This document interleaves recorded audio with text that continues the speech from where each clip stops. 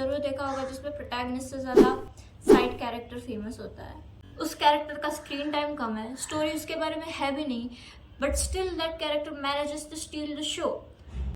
इसका रीजन क्या है? ऐसी क्या क्वालिटीज होती है उस कैरेक्टर में जिसकी वजह से वो पूरा शो स्टील कर देता है? शो स्टीलर है क्यों? आजकल तो सब बोलते रहते हैं ना कि हमें मेन कैरेक्टर बनना चाहिए, be the main character of your story.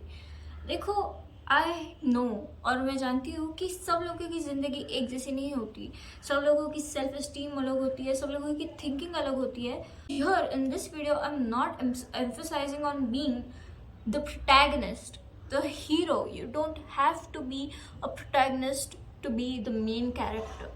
To steal the show, you need certain qualities.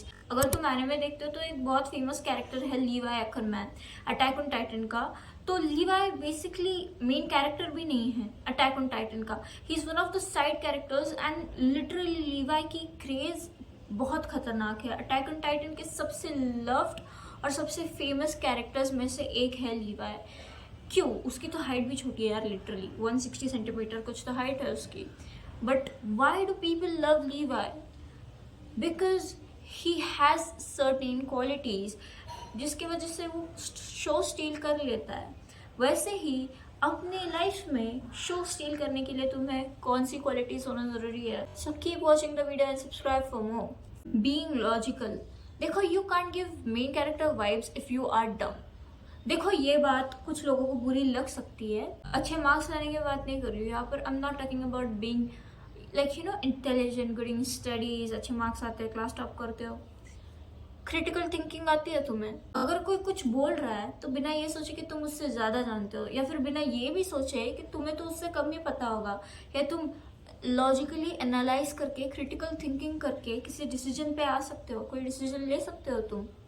For example, अगर तुम 18 के हो गए हो या फिर 18 के होने वाले हो, जब 18 के हो जाओगे तो तुम्हें इलेक्शंस में वोट करने का चांस मिलेगा। तो फिर पेरेंट्स के इन्फ्लुएंस में आके वो इतने साल से जिसको वोट दे रहे हैं उसी को वोट दोगे? तुम्हें सोचना है खुद, तुम्हें खुद डिसीजन लेना है। अगर किसी के साथ आर्ग्यूमेंट में हो, अगर सामने वाला कुछ बोल रहा है तो उसके ऊपर तुम्हें सोचना आना चाहिए कि तुम्हें इस पर कैसे रिस्पॉन्ड करना है। ये भी चीज़ आती है कि आजकल के जो यंग अडल्ट्स है स्पेशली, हमें एंगर इश्यूज बहुत है। And I don't know for what reason on internet everyone is being proud of having anger issues. Give me anger issues.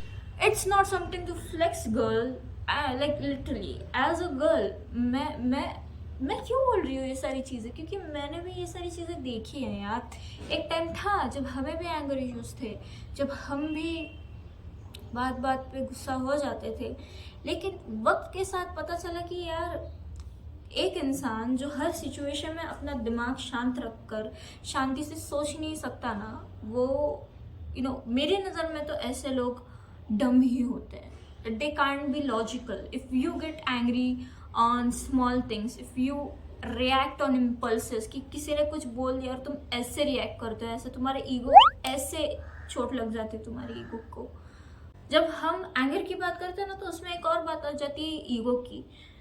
देखो, मैं ऐसा नहीं बोल रही हूँ कि सब लोग ऐसे होते हैं, लेकिन कुछ कुछ लोगों में एक कीड़ा होता है ये सोचते कि यार मुझे तो जानता है क्या, मैं बोल रही हूँ उससे मेरे से गलत कौन हो सकता है? भाई तू है गलत, तू हो सकता है गलत। तो चाहे एक 15 साल का बच्चा है तू गलत हो सकता है, तो चाहे एक 50 साल का मिडिल एज इंसान है तू गलत हो सकता है।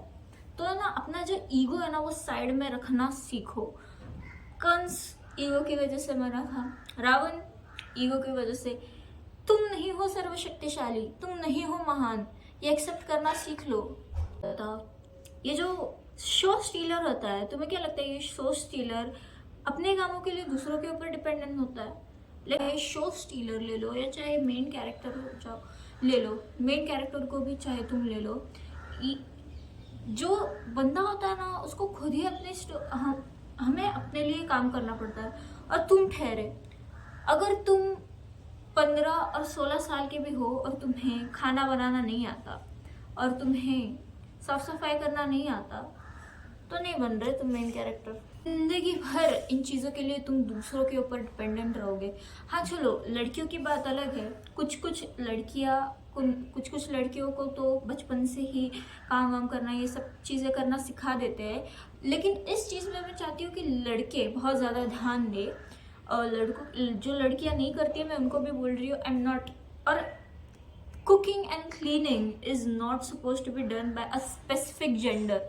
ये दोनों काम किसी स्पेसिफिक जेंडर के नहीं हैं। अगर तुम्हें कुकिंग आएगी, कभी अकेले रह रहे हो तुम, कभी स्टूडेंट हो तुम, अगर स्टूडेंट होगे तो ऐसे तो बहुत बार तुम्हारे लाइफ में ऐसा आएगा कि तुम्हें अकेले जाना पड़ेगा कहीं, खुद से खाना बनाकर खा पाओगे तुम, किसी और का खाना तुम्हें बनाने आता है तो अनहेल्दी खाने से तो अच्छा ही है ना। वो कोई नहीं है खाना बनाने वाला घर में, तुम अकेले रहते हो तो खुद से खाना बना के खाओगे। सेम गोज विथ क्लीनिंग, ज़्यादा नहीं, एटलीस्ट अपने कमरे को तो साफ रखना सीखो। खाना, कचरे में सोना, कचरे में रहना, ये सारी आदतें तुम जानते नहीं हो, हेल्थ इश्यूज होंगे। जो मैंने देखे हैं मेरे गांव में ना, लोग लिटरली घर होता है और घर के बाहर गटर होता है, उससे यू हैव नो आइडिया। और हम बहुत अच्छे सराउंडिंग में रहते हैं। मैं जानती हूँ कि ये वीडियो जो लोग देख रहे होंगे, मोस्ट ऑफ द लोग एक बहुत अच्छे एनवायरनमेंट में रहते होंगे, पर फिर भी साफ सफाई नहीं रखते अपने आसपास। तो साफ सफाई रखो अपने आसपास। तुम जानते नहीं हो कि अनहाइजीनिक एनवायरनमेंट की वजह से लोगों के ऊपर, तुम्हारे हेल्थ के ऊपर कितना इफेक्ट पड़ता है। लीस्ट तुम्हारी हर एक चीज़ जगह पे होनी चाहिए। कोई चीज़ अगर तुम्हें चाहिए तो वो तुम्हें उसी जगह पे उसी हाल में मिलनी चाहिए। और दूसरी बात, अगर ऑर्गेनाइज्ड रहना चाहते हो तो ये तो बहुत ज़रूरी है। और आई am not talking about personal hygiene, भी इसमें आता है, पर्सनल हाइजीन, एनवायरनमेंट भी क्लीन रखना है, वो भी इसमें आता है। और सबसे बड़ी प्रॉब्लम जिससे बहुत कम लोग निकल पाते हैं ये है, अगर तुम जितना काम है उससे ज़्यादा देर सोशल मीडिया पे रहते हो तो आई कैन गारंटी, लिख के ले लो मुझसे, तुम्हारी फोकसिंग लेवल्स, तुम्हारे अटेंशन स्पैन, तुम्हारी आई साइट और तुम्हारे पोस्चर की बैंड बज चुकी है ऑलरेडी। सीरियसली मुझे एक बात बताओ, अगर रोज़ रात को बिना मीम्स देखे अगर सो जाओगे तो दुनिया गोल से फ्लैट नहीं होने वाली।